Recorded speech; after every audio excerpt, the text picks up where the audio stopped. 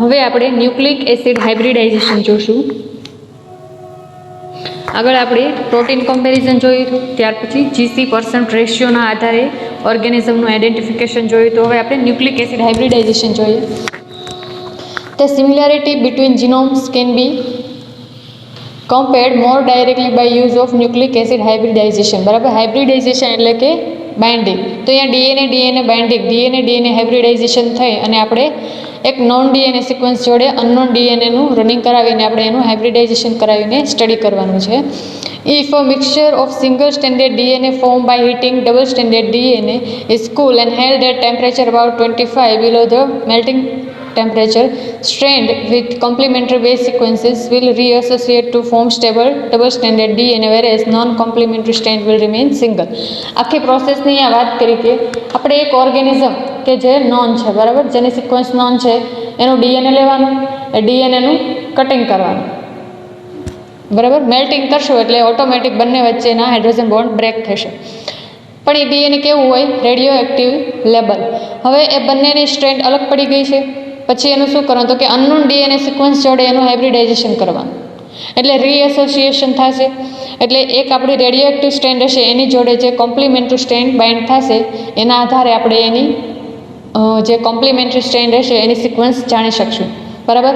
Complimentary એટલે કે એકબીજાની પૂરક હોય એવી. ધારો કે ATGC એવી સિક્વન્સવાળી એક સ્ટ્રેન્ડ છે, તો એની ઓપોઝિટમાં T આવતું હશે, ટીની સામે એ આવતું છે, જીની સામે સી અને સીની સામે જી. બસ આવી જ રીતના એક આખી અનનોન સિક્વન્સ જાણી શકાશે, બરાબર. એક નોન સિક્વન્સ જે રેડિયો એક્ટિવલી લેબલ હશે.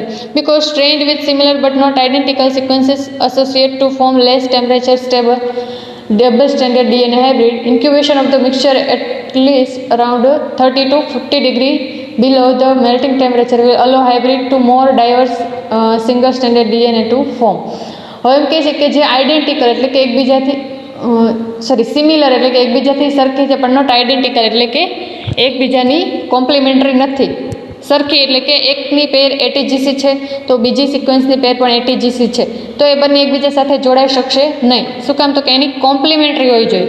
એની ઓપોઝિટમાં ટી આવતું હોય, ટીની સામે એ આવતું હોય, એ ટાઈપની સિક્વન્સ આપણે જોતી છે, બરાબર. તો એનું રીએસોસિએશન થશે નહીં. અને આવી રીતના જે સિંગલ રહેશે એ નોન આઇડેન્ટિકલ હશે, અને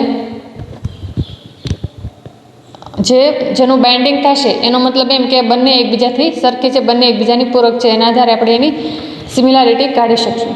incubation at 10 to 15 degree below the melting temperature permits hybrid formation only with almost identical strand. પણ એમ કહે છે કે આપણે ઇન્ક્યુબેટ કરવાની છે. કોણ? કે જે રેડિયો એક્ટિવલી લેબલ સ્ટ્રેન્ડ છે એ અને જે અનનોન સ્ટ્રેન્ડ છે એનું. પણ કેટલા? 15 ડિગ્રી સેન્ટીગ્રેડ ટેમ્પરેચર, બરાબર.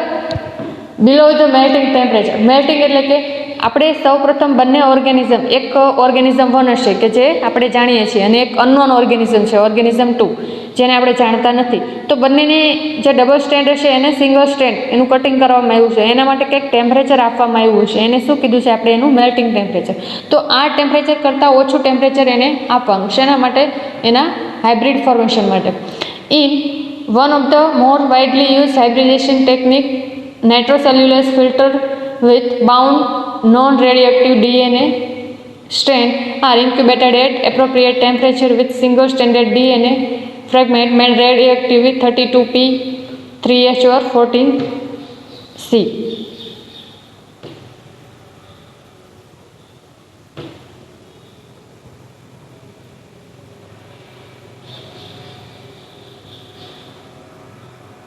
હવે એમ કહે છે કે એક સિંગલ સ્ટેન્ડર્ડ ડીએનએનો ફ્રેગમેન્ટ કે જે 32P ફોસ્ફેટ યા તો 3 હાઇડ્રોજન યા તો 40 કાર્બન કે જે આ ટાઈપના રેડિયો એક્ટિવ કમ્પોનન્ટથી લેબલ છે, બરાબર.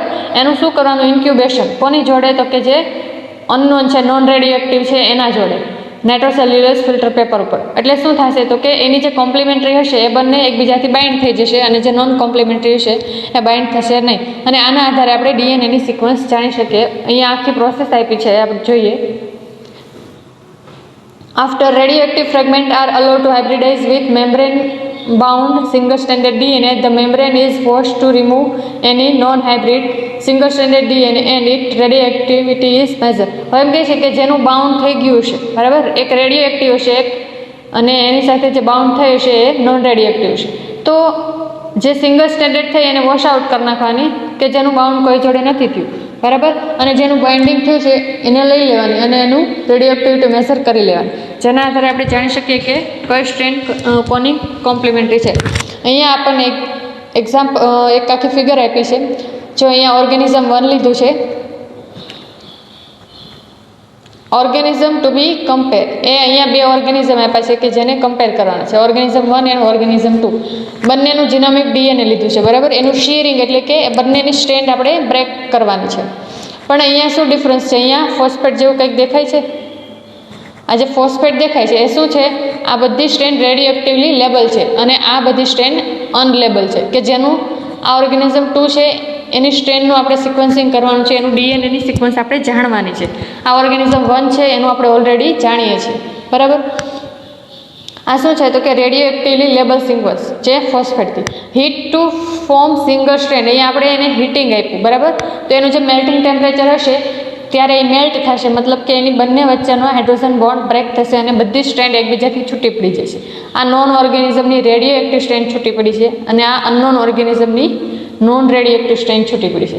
હવે શું કરવાનું છે? એનું હાઇબ્રિડાઇઝેશન એટલે કે બંને એકબીજા સાથે જોડાશે, બરાબર. તો mix DNA adding unlabel DNA in excess એટલે કે વધુ પ્રમાણ, બરાબર. તો અહીંયા જો અનલેબલ ડીએનએનું પ્રમાણ વધારે છે અને જે લેબલ, તો જેટલા લેબલ છે એટલા ટોટલી હાઇબ્રિડાઇઝ થઈ ગયા છે. એક જ બાજુ ફોસ્ફેટ બતાવે છે, મતલબ કે આ એક સ્ટ્રેન્ડ છે એ લેબલવાળાની છે અને આ જે ફોસ્ફેટ વગરની છે એ કોની છે? તો કે અનલેબલની. બંને એકબીજાનું સાથે જોઈન્ટ થઈ ગયા છે, મતલબ કે હાઇબ્રિડ બની ગયું છે. તો આ હાઇબ્રિડ છે, બરાબર. અહીંયા ઓલ સિક્વન્સ હાઇબ્રિડ થઈ ગઈ છે, ઓલ સ્ટ્રેન્ડ હાઇબ્રિડ થઈ ગઈ છે, મતલબ કે અહીંયા 1:1 રેશિયો 1:1 રેશિયો આવ્યો છે, મતલબ કે 100% હાઇબ્રિડ છે. હવે અહીંયા 1:2 રેશિયો, એનો મતલબ એમ કે અહીંયા અમુક જ સિક્વન્સ હાઇબ્રિડ થઈ છે, બાકીની એઝ ઇટ ઇઝ રહી છે. જો આ અમુક રેડિયો લેબલ પણ છૂટી છે અને અમુક અનલેબલ છે એ પણ એમનેમ છૂટી છે. શું કામ? તો કે એકબીજાથી સરખી છે, એકબીજાની કોમ્પ્લિમેન્ટરી નથી. જો કોમ્પ્લિમેન્ટરી હોય તો એ તરત એકબીજાથી બાઇન્ડ થઈ જાય. પણ અહીંયા આપણને રિઝલ્ટમાં કંઈક બતાવે છે કે સેમ સ્પીસીસ હશે. અહીંયા રેશિયો આપ્યા છે 0 to 100 ની વચ્ચે. જો સ્પીસીસ સેમ હશે તો 75 to 100% હાઇબ્રિડાઇઝેશન થઈ જશે. અહીંયા કેમ 100% હાઇબ્રિડાઇઝેશન થઈ ગયું? એવી રીતના જો 50 to 75% હાઇબ્રિડાઇઝેશન થયું એનો મતલબ એમ કે સેમ જીનસ બટ ડિફરન્ટ સ્પીસીસ. તો આ બંને ઓર્ગેનિઝમ એક જીનસના છે એવું થોડુંક પ્રૂફ કરી શકાય. અને 0 to 25% સિમિલારિટી હશે, મતલબ કે બંનેના સ્પીસીસ પણ અલગ છે અને બંનેના જીનેરા પણ અલગ છે.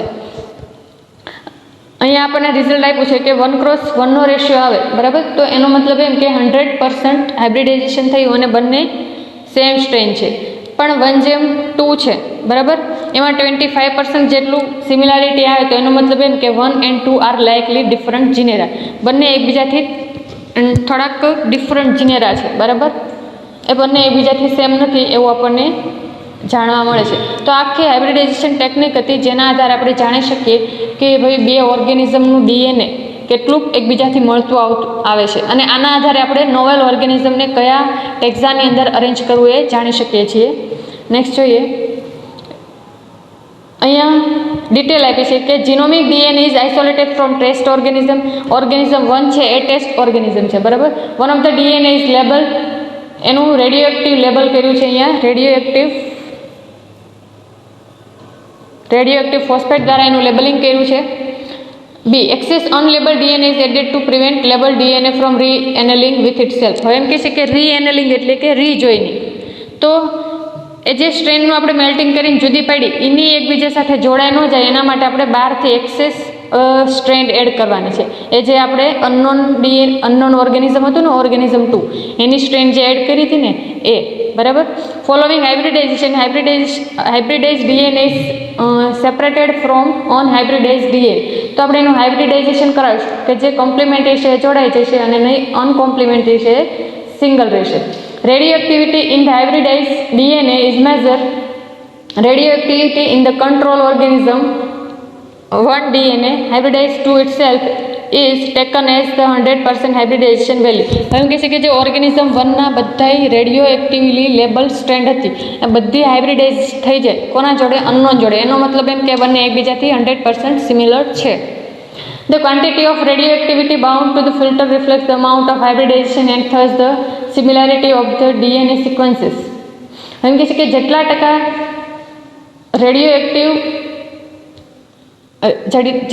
રેડિયોએક્ટિવલી બાઉન્ડ ડીએનએ સ્ટ્રેન્ડ ફિલ્ટર ઉપર આપણને દેખાય છે એનો મતલબ એમ કે એટલા ટકા સિમિલારિટી છે કોની વચ્ચે? તો કે ઓર્ગેનિઝમ 1 અને ઓર્ગેનિઝમ 2ના ડીએનએ વચ્ચે.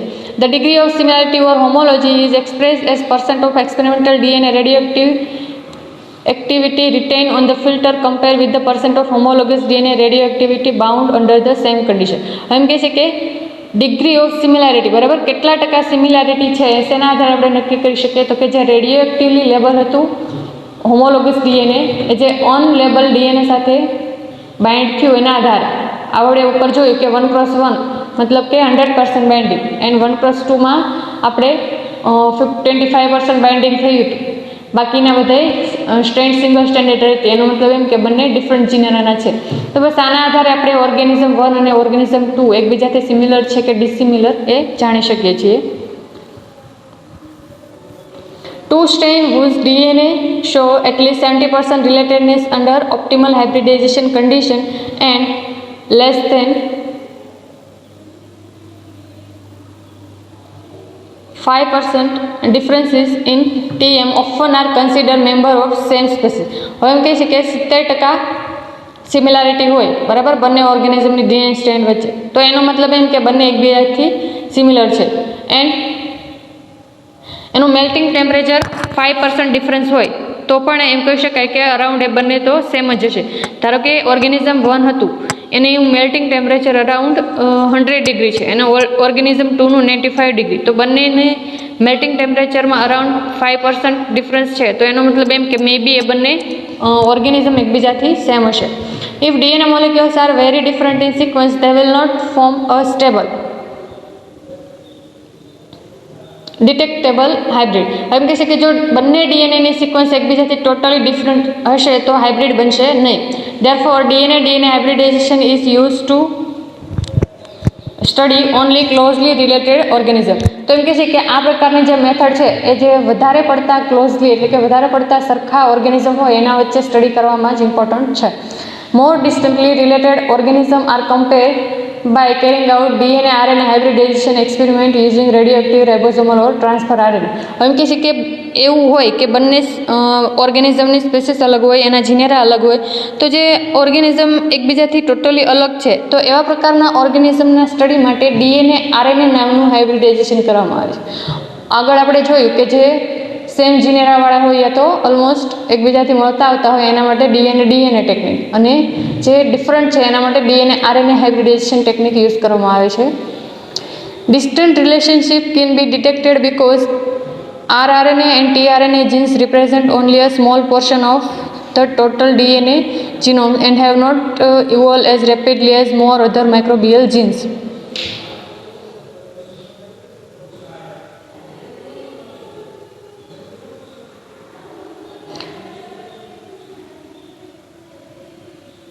એમ કહે છે કે બીજા અધર માઇક્રોબિયલ જીનનું જેમ ઇવોલ્યુશન થાય છે એમ આરઆરએનએ અને ટીઆરએનએનું જલ્દી ઇવોલ્યુશન થતું નથી. તો એના આધારે આપણે આરઆરએનએ ટીઆરએનએના જીનના આધારે આપણે એનું સિક્વન્સિંગ કરીને આપણે એની સિમિલરિટી ચેક કરી શકીએ છીએ. The technique is similar to that employed for DNA hybridization. એમ કહે છે કે આપણે આગળ જે ટેકનિક પરફોર્મ કરી જેમ ડીએનએ માટે કરી એ ટાઈપની સિમિલર ટેકનિક ડીએનએ આરએનએ માટે યુઝ થશે. Membrane bound DNA is incubated with radioactive આરઆરએનએ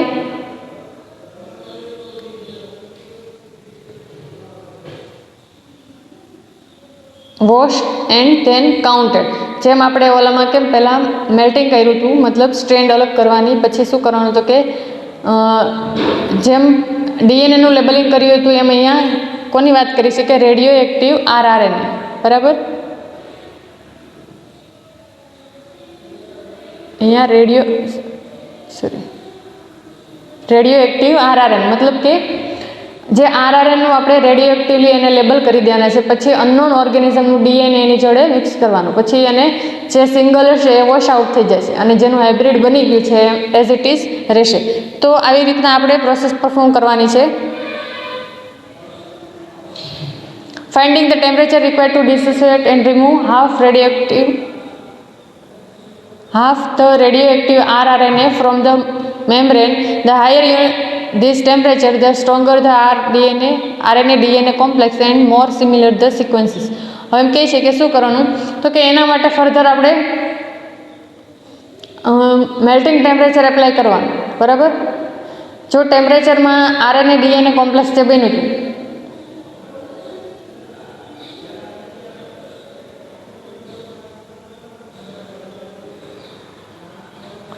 તો જે આરઆરએનએ એન્ડ ડીએનએ કોમ્પ્લેક્સ બન્યું છે એના માટે ટેમ્પરેચર એપ્લાય કરવાનું. તો એ જે ટેમ્પરેચર છે એ વધારે પડતું સિમિલર હોય તો એનો મતલબ એમ કે એ બંને વચ્ચે વધારે પડતી સિમિલારિટી છે. એ બંનેનું જે બાઇન્ડિંગ છે એ સ્ટ્રોંગ હોય. બરાબર. ટેમ્પરેચર વધુ એપ્લાય કરવું પડતું હોય એનો મતલબ એમ કે સિમિલર સિક્વન્સ વધુ છે.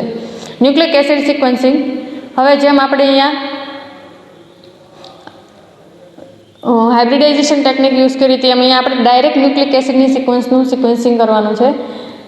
The genome structure can be directly compare only by sequencing DNA and RNA. યા તો ડીએનએ જે અહીંયા જે હાઇબ્રિડ બનાવીને પછી આપણે એનું સિક્વન્સિંગ કર્યું હતું એવી રીતના નહીં, ડાયરેક્ટ અનનોન ઓર્ગેનિઝમનું ડીએનએ લઈ લેવાનું યા તો એનું આરએનએ લઈને અને એનું સીધું સિક્વન્સિંગ કરી નાખવાનું. Techniques for rapidly sequencing both DNA and RNA are now available. એમ કહે છે કે અત્યારે એવી મોડર્ન ટેકનિક બહુ બધી અવેલેબલ છે જેના દ્વારા આપણે આ પ્રોસેસ કરી શકશું. Thus far, RNA sequencing has been used more extensively in microbial taxonomy. Most attention has been given to sequence of the 5S and 16S rRNA isolated from the 15S and 13S subunit respectively of prokaryotic ribosome. હવે કહે છે કે જો પ્રોકેરિયોટિકના આરઆરએનનું sequencing કરવું હોય, બરાબર, એનું study કરવું હોય તો પ્રોકેરિયોટ્સના રાઇબોઝોમ્સ બે કીધા છે, 15S and 13S સબયુનિટ. બરાબર. તો 15Sનું 5S નામનું સબયુનિટ અને 13Sનું 16S નામનું જે સબયુનિટ છે એના આરઆરએની જે જીનેટિક કોડ હોય એની આખી સિક્વન્સ હોય એનું સ્ટડી વધારે કરવામાં આવે છે. કેમ કે એના આધારે વધારે ઇન્ફોર્મેશન મળે છે આપણને પ્રોકેરિયોટ્સ માઇક્રો ઓર્ગેનિઝમ એના વિશે. બરાબર. The rRNA are almost ideal for studies of microbial evolution and relatedness since they are essential to a critical organelle found in all microorganisms. Their functional role is same in all ribosomes. કહે છે કે આપણને આરઆરએનું જે study છે એ વધારે પડતું important છે. શેના માટે? તો કે માઇક્રોબિયલ ઇવોલ્યુશન માટે. બિકોઝ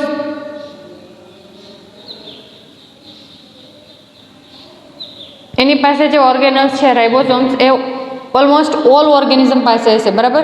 તો જે રાઇબોઝોમ્સ છે એ ઓલ ઓર્ગેનિઝમમાં હોય અને ઓલ ઓર્ગેનિઝમમાં રાઇબોઝોમ્સ હોય એટલે આપણે એની જે રાઇબોઝોમ્સ એમાં સ્પેશિયલી આરઆરએનએ છે એટલે રાઇબોઝોમલ આરએનએ એનું આપણે સિક્વન્સિંગ કરી અને એ ઓર્ગેનિઝમનું જે કેરેક્ટર છે એ ફાઇન્ડ કરી શકશું, એની સિક્વન્સ ફાઇન્ડ કરી શકશું અને નોવેલ ઓર્ગેનિઝમનું ઓલરેડી નોન ઓર્ગેનિઝમ સાથે કમ્પેરિઝન પણ કરી શકશું. ફર્ધરમોર their structure changes very slowly with time, presumably because of their constant and critical role. Because rRNA contains variable and stable sequences, both closely related and very distantly related microorganisms can be compared. હવે એમ કહે છે કે એનું structure છે એ એકદમ slowly એટલે એકદમ ધીમે ધીમે ચેન્જ થાય છે જેમ ટાઈમ પસાર થાય. બરાબર. એક જનરેશનમાંથી બીજી જનરેશનમાં ઓર્ગેનિઝમ જાય એટલે એનું સ્ટ્રક્ચર ચેન્જ નથી થતું, બહુ બધો સમય લાગે છે. તો એમ કહે છે કે આટલો બધો ચેન્જ નથી આવતો, એના લીધેથી આપણે રાઇબોઝોમલ આરઆરએનએ લેવું વધારે સરળ રહેશે. અને એ પણ બે ક્લોઝલી રિલેટેડ, બરાબર, એકબીજાથી સિમિલર મળતી આવતી ઓર્ગેનિઝમ સ્પીસીસ હોય એ યા તો બંને ડિફરન્ટ સ્પીસીસ વચ્ચે કમ્પેરિઝન કરવું હોય તો પણ આપણે આરઆરએનએ સિક્વન્સ લઈ શકીએ છીએ. This is an important advantage as distantly related organism can be studied only using sequences that change little with time. હવે કહે છે કે આ એક પ્રકારનો એડવાન્ટેજ એટલે કે એક બહુ મહત્ત્વનો ફાયદો છે કે ભાઈ બે ઓર્ગેનિઝમ છે એ એકબીજાથી ટોટલી ડિફરન્ટ એટલે કે જુદા છે એનું પણ સિક્વન્સિંગ કરી અને આપણે એની ડિટેલ જાણી શકીએ છીએ. કોના દ્વારા? તો કે RRNનું સિક્વન્સ કરી. અને એ મોસ્ટ બેનિફિશિયલ એડવાન્ટેજ એ છે કે RRNA sequence change little with time, એમ કે ટાઈમ બહુ વધારે પડતો પસાર થાય છતાં પણ એમાં બહુ ઝાઝો ચેન્જ આવતો નથી, બહુ ઓછો બદલાવ આવે છે, બરાબર? એટલા માટે there are several ways to sequence RRNA. હવે અમુક મેથડ આપી છે કે જે RRNA સિક્વન્સ કરે છે. Ribosomal RRNA can be characterize in terms of partial sequence by oligonucleotide cataloguing method as follow. Purified radioactive 16S RRNA is treated with the enzyme T1 ribonuclease which cleaves it into fragment.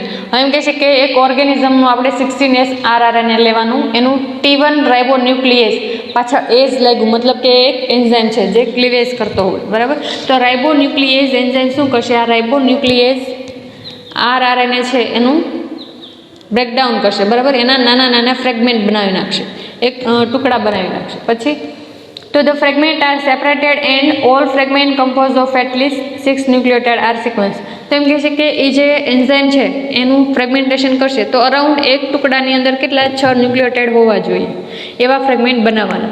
The sequence of corresponding 16S RRNA fragment from different prokaryotes are then aligned and compared using a computer, and association coefficient are calculated.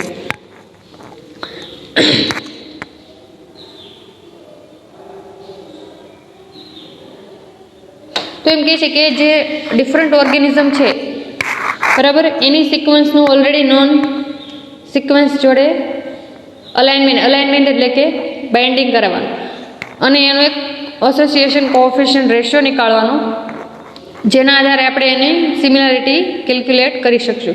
Complete RRNA now are sequence using procedure like the following. હવે એમ કહે છે કે આખી procedure શું કહેવા માગે છે? તો first RRNA is isolated and purified. પહેલાં RRNAનું આઇસોલેશન કરવાનું. Then reverse transcriptase is use to make complementary DNA using primer that are complementary to conserve RRNA sequence. RRNAનું આઇસોલેશન કરવાનું, પછી એના ફ્રેગમેન્ટ બનાવ્યા, પછી શું કરવાનું? એક પ્રાઇમર હોય, બરાબર? પ્રાઇમર એ શું હોય છે? તો કે એક DNAનો શોર્ટ ફ્રેગમેન્ટ કે જે એનું ટ્રાન્સક્રિપ્શન આગળ વધારવામાં મદદ કરતો છે. તો આ પ્રાઇમર એડ કરવાનું. પ્રાઇમર શું કરશે? પોલિમરાઇઝ ચેઇન રિએક્શન માટેનું જે એન્ઝાઇમ હશે કે જે પોલિમરાઇઝ, બરાબર? પોલિમરાઇઝ એટલે કે એ એન્ઝાઇમ છે કે જે પોલિમરાઇઝેશન એટલે કે એ ચેઇનને લાંબી બનાવવા માટે હેલ્પ કરતો હોય છે. તો સૌપ્રથમ RRNA ટુકડા સાથે આ પ્રાઇમર બાઇન્ડ થશે એક કોર્નર ઉપર. એ પ્રાઇમર સાવ નાનું હોય, બરાબર? અને શું થશે? તો કે એમાંથી cDNA એટલે કે કોમ્પ્લિમેન્ટરી DNA બનાવશે અને એનું એમ્પ્લિફિકેશન કરશે. એમ્પ્લિફિકેશન એટલે કે એમાં ઉમેરો કરતો જો, બરાબર? આ ફ્રેગમેન્ટમાંથી સ્મોલ ન્યુક્લિયોટાઇડ્સ બાઇન્ડિંગ થઈ અને એ લાંબી બનતી જાય છે. Finally the cDNA is sequence and the RRNA sequence deduced from the result. તો એમ કહે છે કે એ જે cDNA કન્ઝર્વ DNA આપણને મળ્યું, બરાબર? કોમ્પ્લિમેન્ટરી DNA આપણને જે મળ્યું એના આધારે આપણે જે એના RRNA સિક્વન્સનું ડિડ્યુસ એટલે કે એક અનુમાન લગાવવું. આપણે અનુમાન લગાવવાનું, આપણને એની RRNA સિક્વન્સની ખબર પડી જશે. Recently complete prokaryotic genome have been sequence. હાલમાં તો એવું થાય છે કે આખું જીનોમનું સિક્વન્સિંગ કરવામાં આવે છે, બરાબર? આખા DNAનું સિક્વન્સિંગ કરવામાં આવે છે. Direct comparison of complete genome sequences undoubtedly will become important in prokaryotic taxonomy. હવે એમ કહે છે કે ભાઈ આવું હાઇબ્રિડાઇઝેશન કરાવવું યા તો RRNAનું સિક્વન્સ કરાવવું એના કરતાં બેટર છે કે આપણે ડાયરેક્ટ DNAનું સિક્વન્સિંગ કરી નાખીએ. તો આના આધારે શું થશે? તો કે આપણે ટેક્ઝોનોમીની અંદર પ્રોકેરિયોટ્સનું ટેક્ઝોનોમિક ક્લાસિફિકેશન આપવું સરળ રહેશે, કેમ કે આપણે ડાયરેક્ટ DNAનું સિક્વન્સિંગ કરશું એટલે આપણને આખી DNAની જે સિક્વન્સ હોય એ મળી જશે. તો DNAની સિક્વન્સ મળી જાય તો એના આધારે આપણે અનનોન ઓર્ગેનિઝમનું નોન ઓર્ગેનિઝમ સાથે ડાયરેક્ટ DNAનું કમ્પેરિઝન કરી અને આપણે જાણી શકીએ કે બંને એકબીજાથી સિમિલર છે. તો એ જે અનનોન છે એ જેની સાથે વધારે સિમિલર હશે એના ટેક્ઝાની અંદર આપણે એને અરેન્જ કરી દઈશું. આના આધારે આપણે જોઈ શકાય કે આ પ્રકારની જુદી જુદી કેરેક્ટરિસ્ટિક ટેક્ઝોનોમીની અંદર કઈ રીતે યુઝફુલ છે. તો આપણે અહીંયા બહુ બધી કેરેક્ટરિસ્ટિક જોઈ છે કે molecular characteristic, ecological, ફિનેટિક, ફાઇલોજેનેટિક, morphological, all.